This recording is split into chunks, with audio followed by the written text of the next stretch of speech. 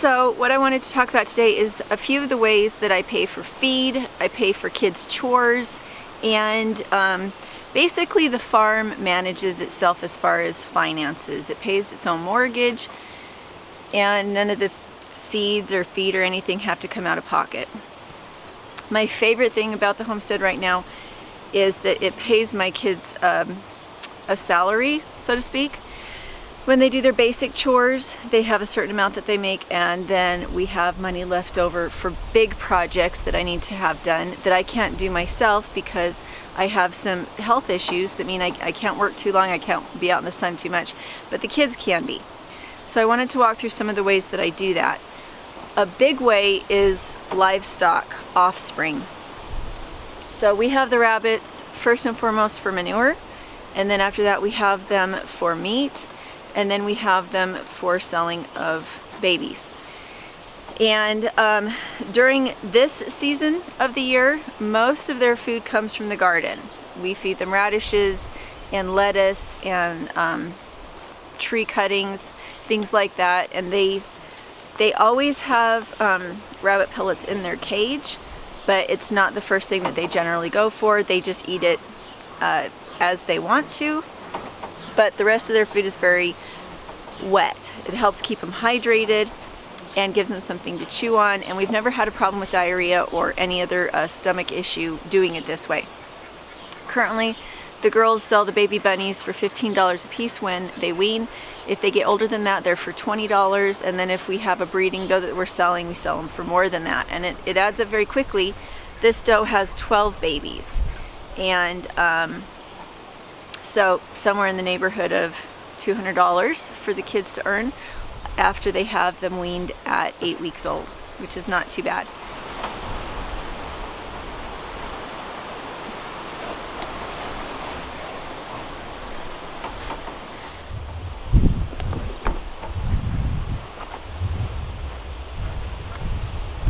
All right, these are crabapple starts. And last year I sold them for $5 and $10 a piece as they got a little bit taller.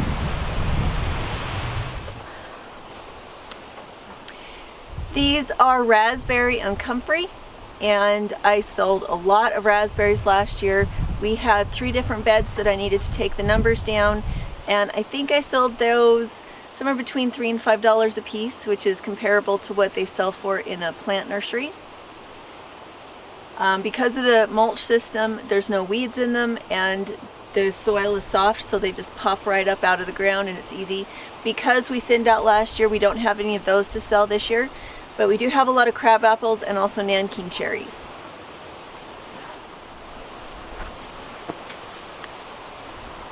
These are my nanking cherries, and we don't get a lot of starts out of these. What we do instead is we save the pits when we eat them, and then I put them in a swale, which is like a little ditch that we water in the summer, and then those are what come up, and then I can sell those. This is a Siberian Pea Shrub.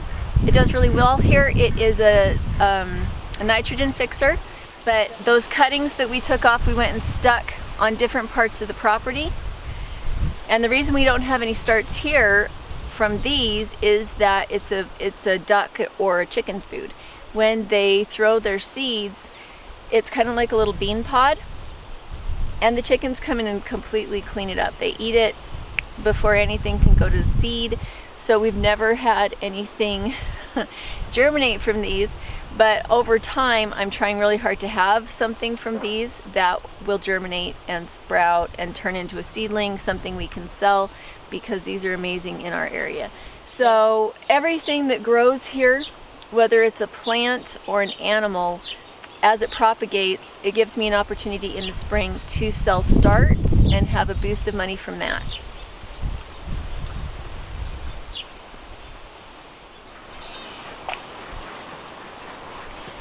For those of you who don't know, we have an Airbnb on our farm. We have a reasonably sized house, but there's only a few of us in it.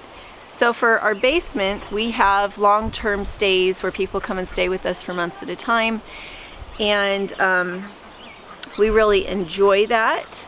We don't do vacationers in the house. It's just long-term stay people who are very professional, and it's very easy. But we also have our cabin out in the back. And with our cabin, what we like to offer to people is classes on how to do what we do, how to butcher, how to milk, how to make cheese, how to wash your laundry outside, and how to start a fire, how to chop wood, these kind of things. And don't eat that. Don't eat it. You can choke.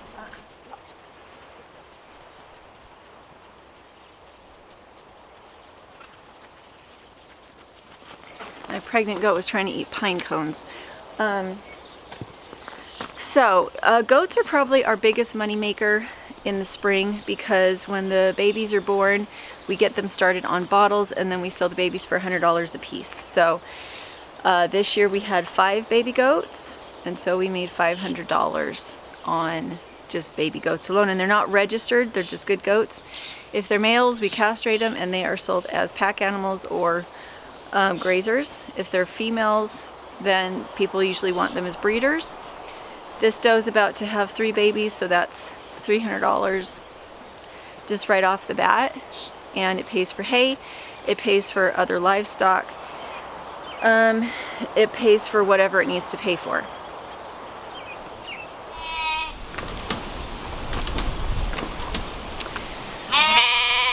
They're so loud. These are our bottle lambs, and the reason that they're loud is that they know that people mean bottles, people mean food. So in early spring, we live next to a ranch that has bottle babies, bottle lambs. And so we'll go get several bottle lambs, and we will raise them for a week and a half, maybe 2 weeks, get them really settled on their bottles, make sure they're healthy, and then we sell them for a lot more than what we pay for them, generally around $100.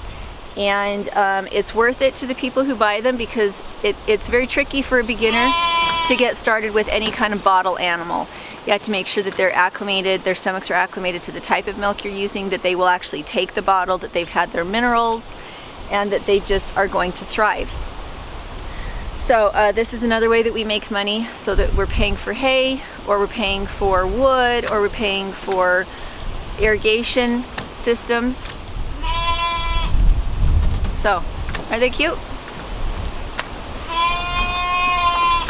Our farm does pay for itself. It pays for the mortgage on our house. It pays for our food, pays for our electricity. And when I first brought that up as a possibility, I had people that got really mad at me. They're like, your property shouldn't have to pay for itself. It's an investment. By right, it should be difficult, and you should be putting effort into paying that house off. Don't expect your house to do it for you. That's just weird thinking. I actually have a video that John and I made. And the people specifically got angry because we were sitting in a Lincoln Mark 8, which is a car that is considered a luxury car, and we had leather seats and everything. And they were really mad at me because they said, it's so easy to sit in your Lincoln and tell us how we should be making money on our property and how not to be poor, because you're obviously not poor. Which is really funny to me, because John bought that car for, I think it was $1,500. He put a new transmission in it. Every bit of work that needed to be done, he did it himself, and he did it for, in the end, I think he spent $4,000 on that car and did it with cash. So, it's about mindset and your perception of what other people are doing and why they're successful, whether you think they have a really easy time or whether you think they have a really hard time. It's really about using the skills that you have and the physical things you have at your disposal to be able to be successful in what your goals are for your life. Speaking of which, I need to go change water. Hold on.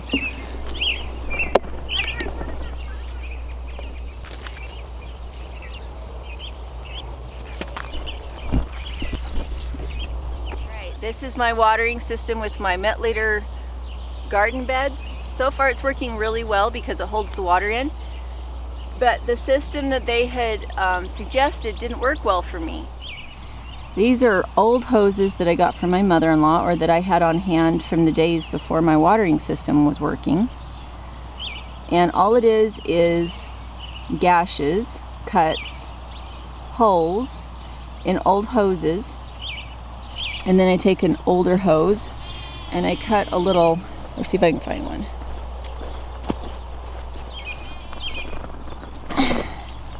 And then I cut this out of another old hose and it goes over the top of those. If the pressure is too high and it's shooting up in the air, one of these goes on. If the pressure is low enough that it just will come out nicely, we don't put these on. These are old milk jugs. Now, we have our own milk supply, we have our goats, but right now we're in a quarantine, and so we've been buying milk from our local raw dairy to support him.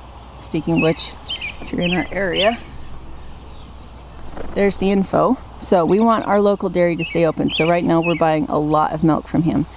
But normally I would buy glass jars, but it's gardening season, so instead I buy plastic because it works as a greenhouse for me. And one of the things that this does for me is that it protects them from frost. There's a lettuce. So I planted starts under these, and then I broadcasted around them because I wanted to make sure that the plants could all outcompete the weeds. But I guess what I'm saying is, you can look at what somebody else is doing and assume that they've got it all together because they spent a lot of money on it. Or you can look at it and you can say, I wonder what I have that I could do that with. Or I wonder how I could change that and make it work for me.